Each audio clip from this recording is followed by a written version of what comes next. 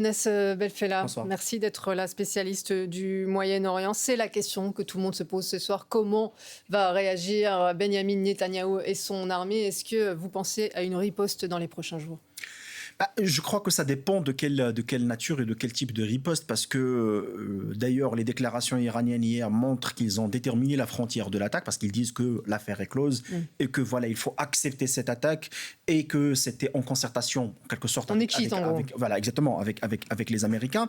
Même les déclarations de Joe Biden et de toute l'administration américaine vont dans ce sens-là, c'est-à-dire qu'il faut rationaliser ce conflit, il faut avoir une escalade contrôlée de la part de tous les acteurs. Maintenant, s'il y aura, et ça je crois que c'est un scénario qui est encore très très éloigné, c'est-à-dire s'il y aura une riposte de manière à que Israël détruit les capacités militaires iraniennes, une riposte musclée, là certainement on va être sur un point de non-retour par rapport à la stabilité et la sécurité de toute la région, et c'est le scénario pire qui obsède d'ailleurs l'administration américaine. Mais pour le moment, je crois qu'il y a un jeu à somme nulle qui est accepté par les différents acteurs, qu'il y a une influence américaine dans ce qui s'était passé et une certaine rationalité extrêmement importante par rapport à comment gérer la riposte iranienne. Et il faut bien évidemment aussi rappeler que les Iraniens ont informé la majorité des pays de la région et les États-Unis à travers la Suisse qu'il y aura une riposte et de quelle manière, et qui va durer 5 heures. Maintenant, oui, on a vu hier une certaine coalition occidentale quand même avec des pays de la région, la France, la Grande-Bretagne, les États-Unis, la Jordanie, qui ont participé à l'interception, à la destruction des missiles iraniens. Et on était quand même face à une action symbolique militaire, c'est-à-dire une démonstration de force de la part des Iraniens plutôt qu'une activité, une action meurtrière chez les Israéliens. Mais par contre, on l'a dit aussi, les États-Unis ont été fermes. Ils ont bien sûr affiché leur soutien total, inébranlable, selon les termes de Joe Biden, à Israël, mais ils ne participeront pas à une éventuelle riposte. Oui, et c'est ce qui montre en quelque sorte tout le changement américain dans la façon de gérer la région. D'ailleurs, en liaison avec les critiques qui ont été adressées de la part des Américains et des Israéliens par rapport à ce qui s'était passé à Gaza. Mais depuis le 7 octobre, on est quand même face à un nouveau Moyen-Orient qui se dessine. Hier, je crois qu'on est quand même face à de nouvelles équations politiques qu'il faut les prendre en considération. C'est-à-dire, à partir de ce qui s'était passé hier et aujourd'hui, on l'a vu dans le G7, on est quand même face à une activité diplomatique intense qui montre qu'on rentre dans une nouvelle phase, une phase de négociation. Pour Israël, elle cherche à avoir des garanties et des récompenses de la part des Américains. Je crois que pour l'Iran, elle a manifesté hier clairement son hégémonie dans la région, et elle veut d'abord sanctuariser son régime, conserver ses intérêts et surtout ses ambitions nucléaires, et ça c'est un point qui est très déterminant. Ça fait des décennies qu'il y travaille, l'Iran, à son programme nucléaire. On ne sait toujours pas où ils en sont d'ailleurs.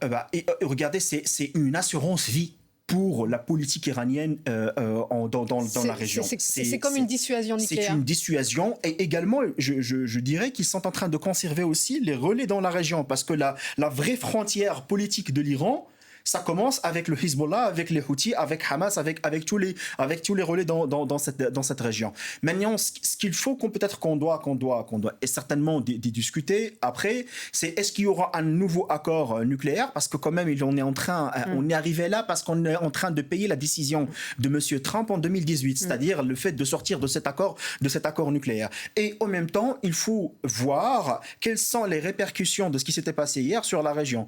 Hier, j'ai suivi les médias, d'abord les médias arabes, qui étaient certainement choqués de voir ça, et qui sont sensibles, bien évidemment. Les premiers pays menacés par l'Iran, c'est les États du Golfe, et qui sont en train de voir que l'Iran, elle confirme son leadership, mais aussi ça va avoir des répercussions sur la population arabe en termes d'influence de ce qui s'était passé hier. Et en même temps, certes, il y a des messages qui passent aussi pour Israël qui n'a plus de choix géopolitique dans la région, à part le fait de négocier d'abord le fait d'avoir un État palestinien indépendant et de normaliser ses relations avec les pays arabes pour avoir une certaine stabilité dans la région. Sinon, la région, elle rentrera bien évidemment dans un impasse extraordinaire, et certainement on va aller vers un point de non-retour. Et c'est toujours aussi l'impasse du côté du Hamas, qui a donc refusé ces négociations, et les bombardements, eux, continuent.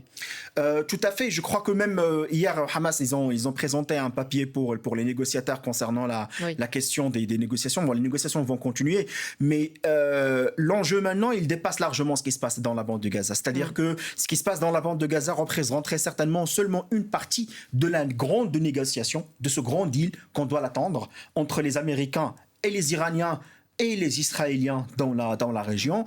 Maintenant, la question qui s'impose, est-ce qu'il y aura un accord avant les élections américaines ou après? Et c'est ça la grande question, parce qu'il faut rappeler quand même qu'on est face à un président américain qui est en campagne, qui n'arrive pas à utiliser tous ses moyens et tous ses relais d'influence dans la région. Mais certainement, la région actuellement, elle est en train de vivre un grand changement. Et j'ajouterai peut-être un dernier point. Ce qui s'était passé hier, ça montre également que l'Iran, elle se base aussi sur une force alliance avec la Russie et la Chine, parce que certainement l'attaque d'hier ne pourrait pas se faire sans avoir une consultation, une coordination, un renseignement avec les Russes et avec les Chinois. Et puis, autre aspect, bien sûr, de ces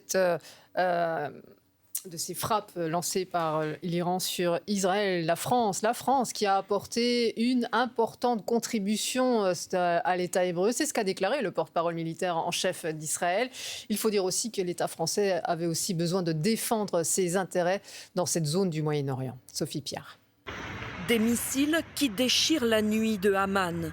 La capitale jordanienne s'est retrouvée sur le trajet des tirs iraniens vers Israël. Les autorités ont abattu des missiles, les forces françaises également. Une intervention destinée à protéger une base militaire. La France en compte 3 au Proche-Orient, en Jordanie, en Irak et aux Émirats arabes unis. Au journal de 20h sur France 2, le ministre de l'Europe et des Affaires étrangères a clarifié l'intervention française. Nous avons pris nos responsabilités parce que nous sommes acteurs de la sécurité régionale.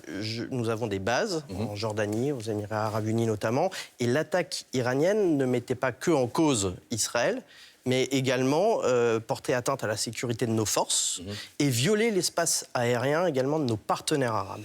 Comme la Jordanie, où la France base des avions Rafale utilisés dans la lutte contre les terroristes de Daesh. Pour le gouvernement, l'enjeu diplomatique est grand. Son action de la nuit dernière ne doit pas être interprétée comme une participation directe au conflit, même si cette action est saluée par Tsahal. Israël a résisté aux attaques de centaines de missiles et de drones.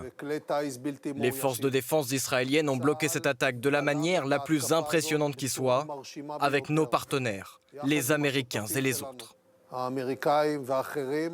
Comme de nombreux dirigeants, le président Macron condamne fermement l'attaque iranienne. Il appelle à la retenue et à la désescalade dans une région déjà fragilisée par le conflit entre Israël et le Hamas.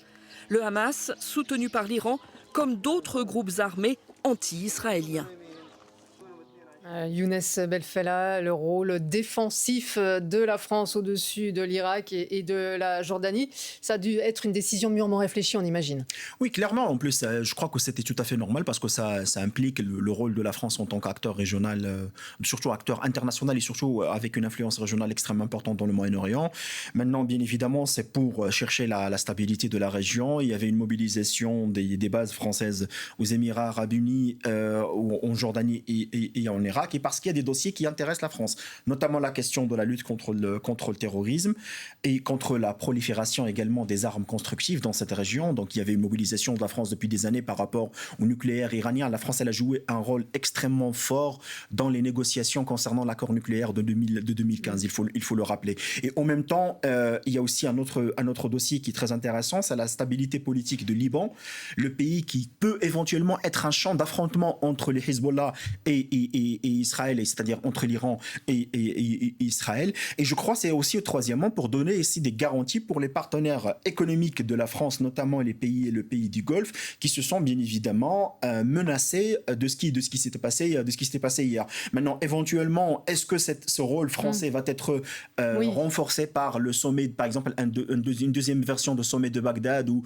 avec une organisation d'un événement? Je crois que c'est ça ce qu'il faut, sur ça, il faut miser et investir de la part de la France. Et est-ce que la France France peut aussi être ciblée par l'Iran. C'est ce que semble aussi sous-entendre notamment François Hollande, l'ancien locataire de la Maison Blanche, de l'Élysée. La France, si elle est attaquée, je le cite, elle pourrait l'être par l'Iran, devra forcément répondre, a dit François Hollande. Je crois que la menace, elle est toujours omniprésente. Là, je rappelle quand même un point extrêmement important dans la relation entre la France et l'Iran, c'est la question de cette diplomatie des otages qui est utilisée par les Iraniens. Je rappelle qu'aujourd'hui, il y a encore des otages français qui sont sous la main des Iraniens. La menace, elle est toujours omniprésente en termes de désinformation, de cyberattaque. Il fallait rappeler quand même que avec la Russie et la Chine, on a aussi la menace iranienne qui rentre toujours en jeu. Maintenant, je ne crois pas que les choses vont aller jusqu'à ce point-là. Aujourd'hui, l'Iran a convoqué les ambassadeurs de tous les pays, quasiment de tous les pays occidentaux, notamment l'ambassadeur français. En France, exactement.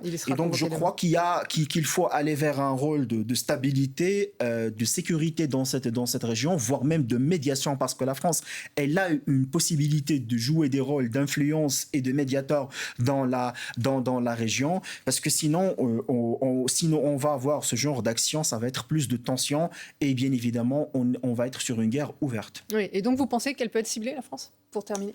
Il faut jamais sous-estimer les menaces. Il faut toujours les prendre au sérieux. C'est le cas pas seulement de la France, mais de tous les pays, on va dire occidentaux.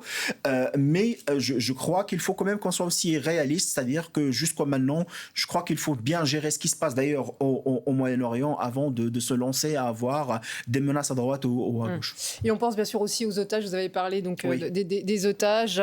C'est dans la tête de tous les Israéliens aussi aujourd'hui, puisque le front non pas se déplace, mais bien sûr, le focus est mis ce soir sur cette attaque contre Israël, mais les bombardements, on le disait, continuent sur la bande de Gaza. Exactement. Et il y aura une attaque sur Rafah où Israël dit avoir des otages sur place. Je crois que oui, et on le sent de plus en plus. Hier, je vois les médias israéliens en parallèle avec les attaques de l'Iran.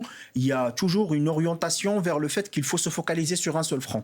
Le fait qu'Israël rentre en guerre déclarée ouverte contre l'Iran, ça va multiplier les fronts et ça risque bien évidemment de perdre beaucoup d'énergie dans sa façon de gérer et de faire rentrer les partenaires occidentaux dans cette guerre, parce qu'on le sent dans les déclarations de Benjamin Netanyahu qu'il voulait, avant l'attaque d'hier, de légitimiser ce qu'il fait dans la bande de Gaza et de mettre en quelque sorte en péril les États-Unis pour rentrer dans ce jeu d'affrontement contre les Iraniens. C'est pour cette raison d'ailleurs que j'ai dit que les Américains ils étaient très rationnels par rapport à ce qui s'était passé hier. Maintenant, les négociations, je crois qu'ils vont continuer, mais par rapport à ce qui peut se passer bien évidemment dans la bande de Gaza, l'attaque du Rafah va être aussi un point de non-retour dans cette guerre, parce que ça peut également déclencher une nouvelle tension entre les Iraniens et ses proxys contre Israël.